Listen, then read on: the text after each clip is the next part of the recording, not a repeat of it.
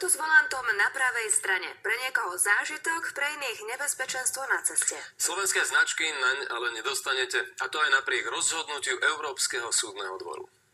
Náš divák Jacek sa ho snažil prihlásiť na Slovensku, kde žije celé roky. Nakoniec to vyriešil svojsky. Auto s volantom vpravo vlastní aj pán Malinovský. Na slovenské značky ho však nedostal. Chcel som tie auta prihlásiť aj na Slovensku, nakoľko žijem tu. Bohužiaľ, bolo mi to zamietnuté. A to pre motoristov znamená aj drahú zahraničnú poistku. Mesačne sa platí nejakých 300-400 liber, záleží podľa kubatury auta. A u nás proste to vyjde ročne tak. Problém by sa dal vyriešiť jednoducho. Auto prihlásiť na Slovensku. Náš zákon to však zakazuje. Zvýšený počet takýchto vozidiel s pravostranným riadením na slovenských cestách by mal za následok aj zvýšený počet dopravných nehôd. Dôvody sú dva. Naše autá majú svetlá nastavené tak, aby svietili viac doprava a neosvetľovali oproti idúcich vodičov. U aut s volantom vpravo je to naopak. Druhým problémom je, že pri predbiehaní motorista nemá dobrý výhľad na to, či mu niekto nejde oproti.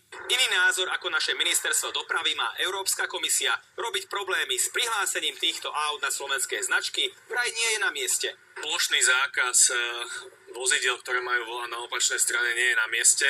Navyše, pred pár rokmi potvrdil názor komisie aj Európsky súdny dvor, na ktorý sa obrátili vodiči z Poľska a Litvy. Podľa komisie je odmietnutie registrácie nelogické. V prípade, že naozaj takéto pravostranné vozidlá predstavujú bezpečnostné riziko, tak potom je na mieste otázka, že prečo potom takéto vozidlá vôbec môžu jazdiť na území daného štátu.